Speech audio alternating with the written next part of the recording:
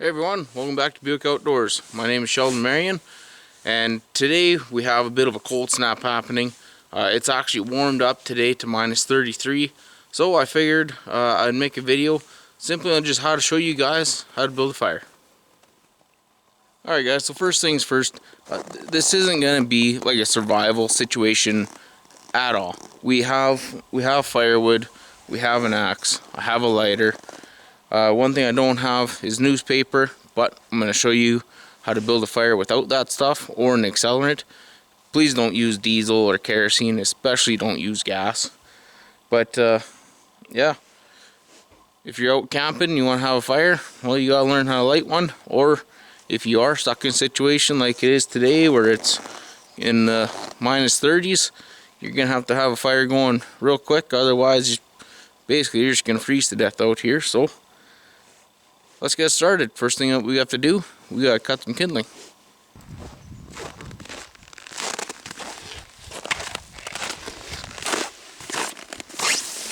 So first things first here, you're gonna want to have some dry wood. If it's green, it's not gonna burn. With this here, this is some nice pine that I cut down just the other day. You can see the nice big crack in here. It's been drying out for so long that it split. So now what we're going to be doing is we're going to take this to the chopping block. We're going to cut her in half. And then you'll see me cut into small little strips. And then we'll go from there. Pretty well what you're going for. Pieces of kindling that are about 1/2 inch to 1 inch wide. And then however long this piece is. And yeah, see you over there at the chopping block.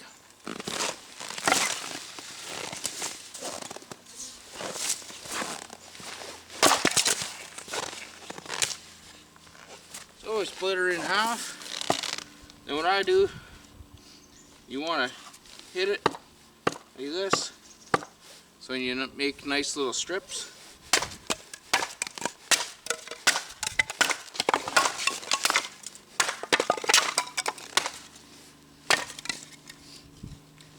Now if you haven't swung an axe a lot like I have, don't keep your hand there. Get your hand out of the way and then cut it.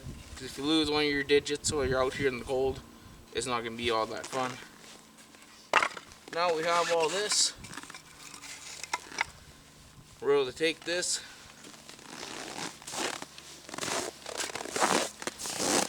See how thin that is?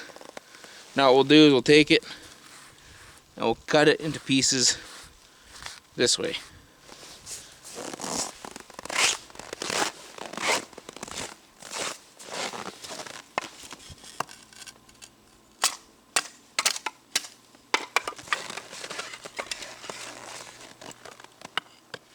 And the more of this you have, the better.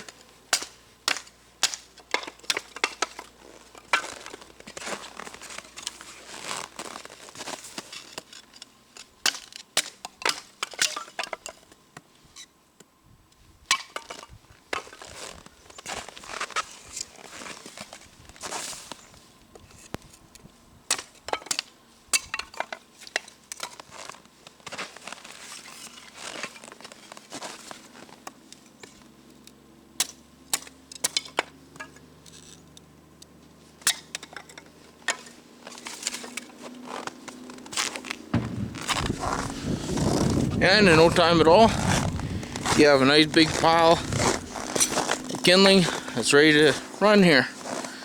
Now what I'll show you is a couple of ways you can get your fire to start.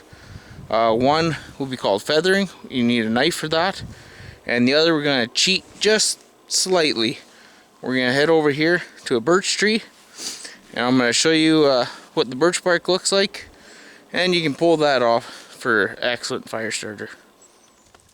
Well, you guys, if you've been watching me for a little while, you would have seen this spring I was out tapping birch trees, and this is one of the trees that I tap. So not only can you get some amazing birch water out of this in the springtime and then boil that down into syrup. If you want to watch that video, I'll put a link in the description below. Then also one of these corners here, I'll put one of those little cards that pop up so you can click on it there as well.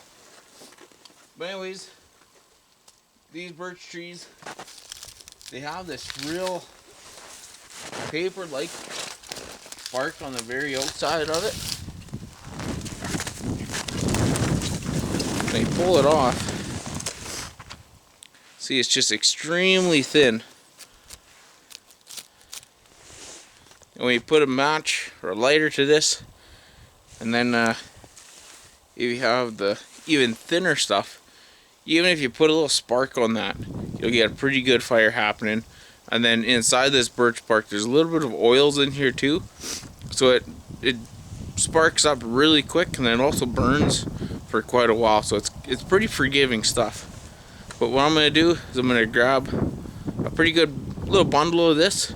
Then we'll head over to the to our kindling pile, and I'll feather up some kindling there, and then we'll use both of these, well, this and the feathering together to start a fire.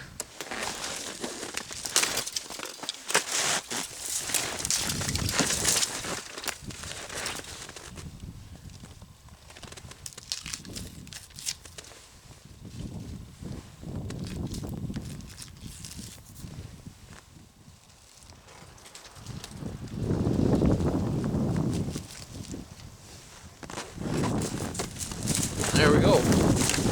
Got ourselves a pretty good handful of birch bark, so we're good to go. And then it should be said here too, when you're doing this, this doesn't damage the tree at all. You're not going to the inside of the tree at all. You're just pulling this from the outside, and it just regrows back, and it don't hurt it whatsoever. Alrighty, well, now to do this feathering, all that you need is just your kindling, and then just a little pocket knife. I just got my usual buck knife here, and you want to make sure that it is fairly sharp. So what you have to do is pretty well take this, cut little slivers off of it, and I like to kind of keep it on the base of the wood as well. So what I do is I take my piece of wood, use something solid like your cutting block, tailgate, the ground, whatever. I grab onto it at the top, and then right where your two edges come meet, you have your point here. And I start way at the very top, and I slide my knife down. It's kind of hard to do with gloves on. It's definitely a lot easier with bare hands, but it is minus 33 or so. So I'm keeping my gloves on.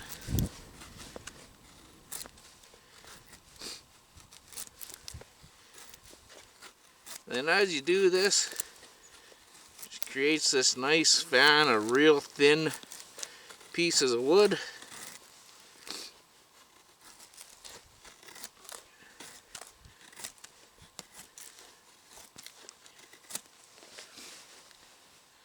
And that there is what you're left with. Now what I'm going to do is when I'm doing this, I like to have at least 3 or 4 of these for sure, because that way when you light it, you put one down this way, one down like that, one down like this. You kind of create like a triangle, then everything comes up through the center, and then use your other kindling and you just stack it up on top, and it creates one heck of a nice good quick fire. So I'm going to quickly make up a few more of these, and then we'll get to lighting this fire up. Alright, so now we have everything all set up and ready to go. We have our birch bark here.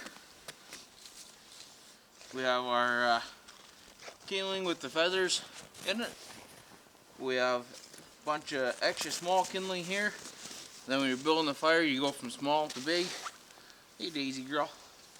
Then we have some bigger wood here. So once we get this going, we'll get the feathers going. Hey, out of there, buddy. This is not for you. We'll get the birch bark going. We'll get the feathers going. We have a couple of extra pieces of feathers here that kind of came off the wood when we were cutting it up. Then from there, you stack on your small kindling. After that, you go up to your bigger kindling. And then you can start putting on your little quarter pieces of firewood and all that stuff, and you just get bigger and bigger as you go. So to show you this birch bark, I'm gonna take a small piece here first, and I'm just gonna light it, and then you can see just how quick it actually goes up.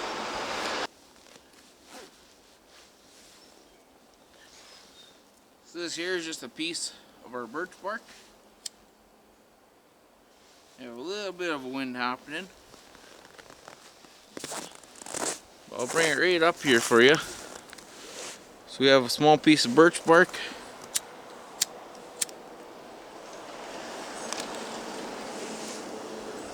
It goes real quick. It's just like paper. Just gotta watch your fingers, it doesn't get you. Here we go, put her out. And now we'll go light our fire.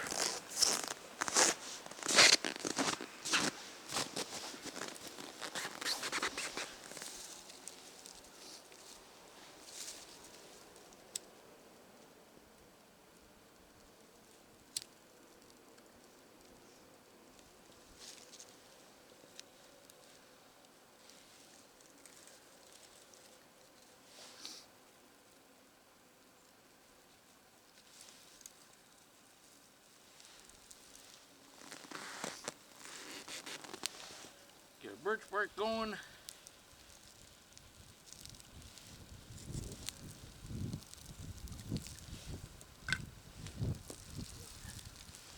Get feathers going.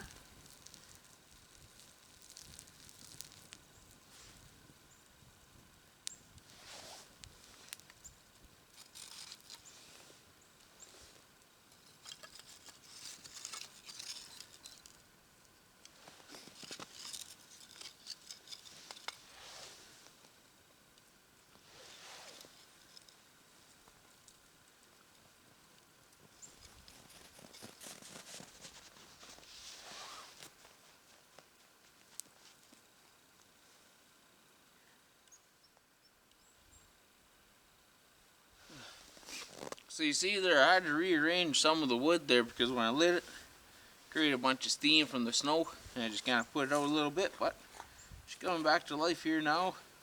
Stock it up a little bit better, and we have a fire going there.